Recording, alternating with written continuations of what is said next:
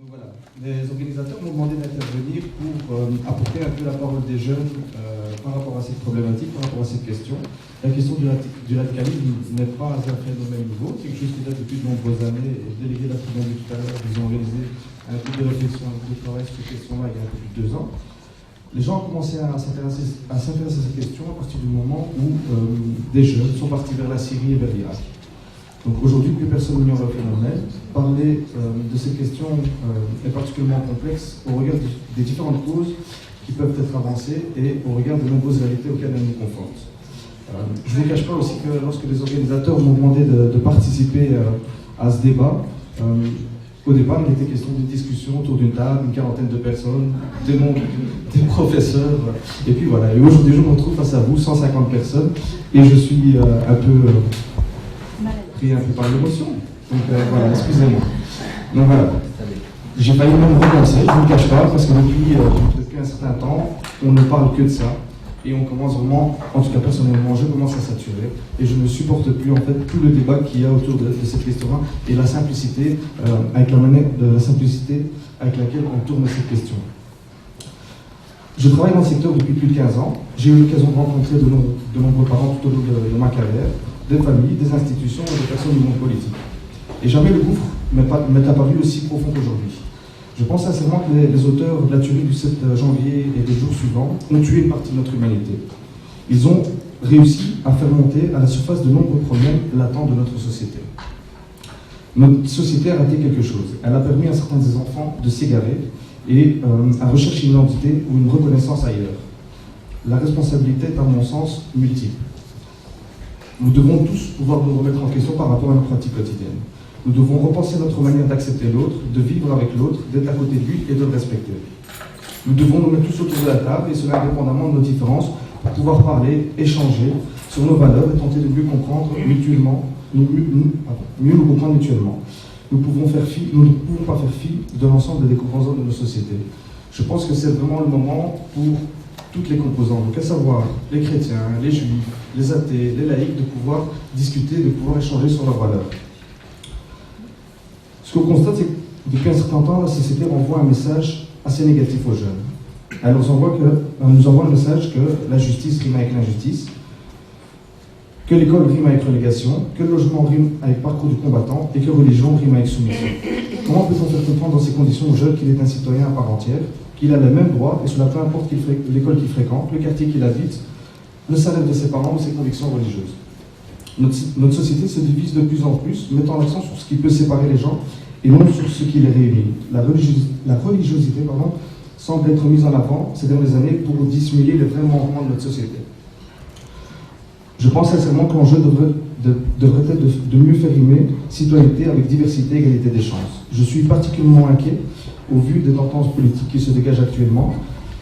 Je pense que nous ne devons pas être naïfs et croire que tout va se résorber d'un coup de baguette magique au travers de la mise en place de lois, et cela d'autant plus lorsqu'elles ont plus un caractère répressif que préventif, et font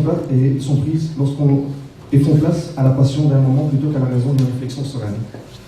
Dans le même ordre d'idée, la loi n'apporte rien si les acteurs chargés de la faire respecter ne l'appliquent pas. Faire voter des lois, répondre à des critères internationaux sur l'égalité et la liberté n'a de sens que si les gens qui composent la société en voient une véritable application et non une source de frustration et d'humiliation supplémentaire. On peut citer, à titre d'exemple, les textes du décret mission qui prévoit que l'école est une démocratie et qui en réalité ne l'est pas, les lois anti-discrimination et anti-racisme. On peut aussi citer le décret inscription qui était beau dans ces textes mais qui dans l'application apporte pas mal de difficultés. Cette fracture a aussi été marquée, je pense, récemment par les discours du ministre français Manuel Valls lorsqu'il a parlé d'apartheid et de ghettoisation de la société, et également par rapport aux propos du roi récemment dans les médias en disant que un pays devait être juste et éviter l'humiliation de sa population. Je ne pense pas sincèrement que nous naissons racistes, radicalistes, antisémites ou islamophobes, comme je ne pense pas que nous naissons avec un métier prédéfini. La chance d'avoir droit à une éducation égalitaire, une éducation émancipatrice, une éducation non stigmatisante, nous permet de faire à un moment donné un choix dans notre vie, un choix d'avenir, un choix de profession.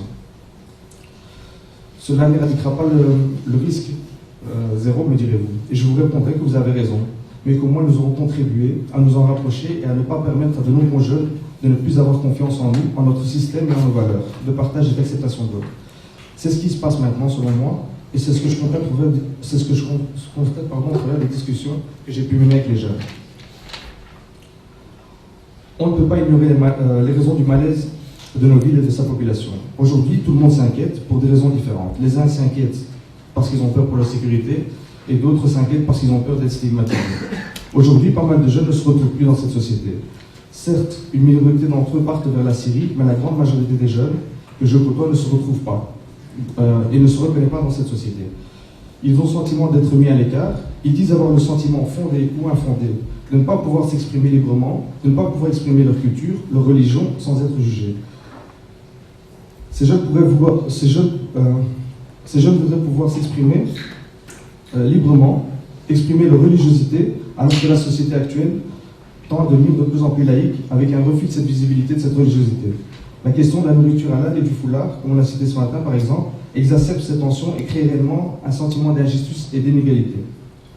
En conclusion, les jeunes estiment, à juste titre, être des citoyens belges, on l'a encore répété ce matin, mais ont du mal à exercer concrètement leur citoyenneté. Faute de trouver dans la société belge une manière de s'exprimer et de se retrouver, ces jeunes se retournent vers d'autres lieux d'appartenance dans lesquels ils trouvent une reconnaissance positive et juste selon eux.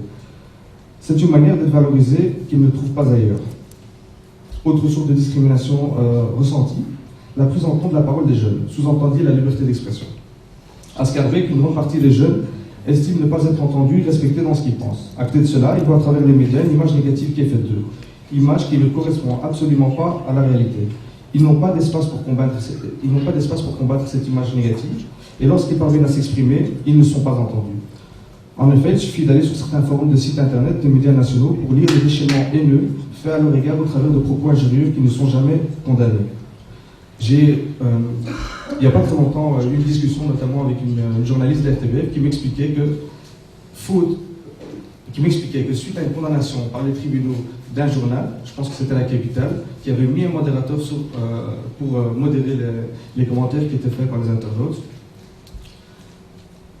la majorité des journaux ont refusé de placer de nouveaux modérateurs en estimant que chaque fois qu'il y avait un modérateur, c'est le journal qui serait condamné. Tandis que s'il n'y avait pas de modérateur, c'est les internautes qui réagiraient, qui seraient systématiquement condamnés. L'émotion récente suscitée par les événements tragiques en France est encore un exemple. Il était impossible à ce moment-là pour un jeune de dire « je ne suis pas Charlie » sans voir ses propos condamnés. Il faut pouvoir entendre qu'un jeune ne s'estime pas Charlie sans pouvoir autant dire qu'il fasse l'apologie d'actes du terrorisme ou qu'il soit antisémite. Il faut non pas stigmatiser, mais pouvoir entendre leurs réflexions et l'inclure dans un débat. N'est-ce pas en essayant de comprendre leur point de vue qu'il nous sera possible d'avoir un réel débat d'idées.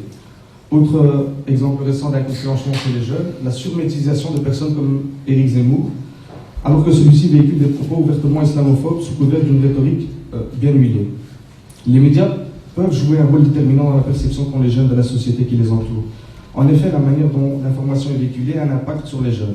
L'État islamique utilise d'ailleurs des vidéos dignes des grandes productions hollywoodiennes pour allier les jeunes à leur cause, on l'a encore vu tout à l'heure avec les vidéos de Maram Sen.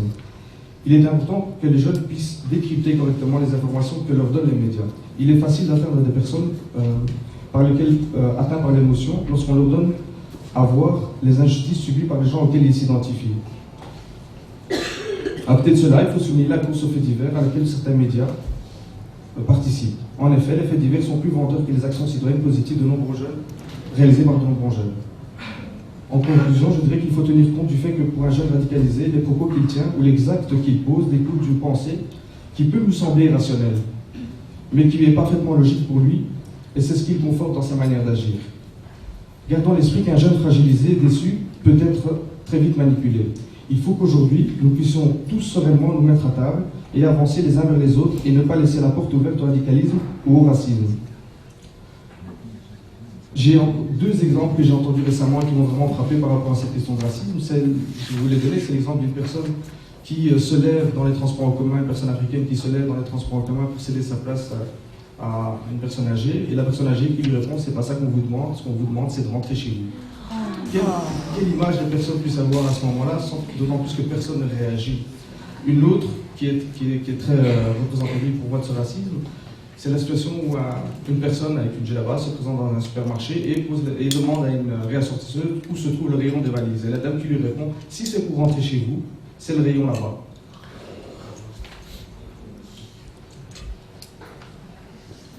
L'aspect politique. Les politiques doivent également prendre conscience que les mesures qu'ils prennent aujourd'hui auront un impact sur les comportements des jeunes demain.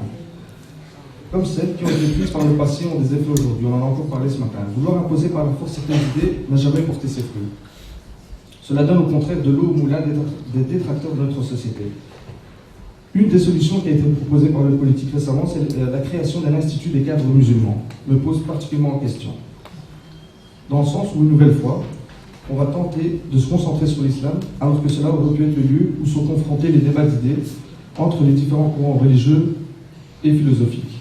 Donc l'idée qui est actuellement mise par le ministre Marcourt, c'est de créer un institut des cadres musulmans où seront formés les imams, les présidents d'associations, donc de mosquées, les conseillers religieux dans les mosquées, à la question des droits de l'homme.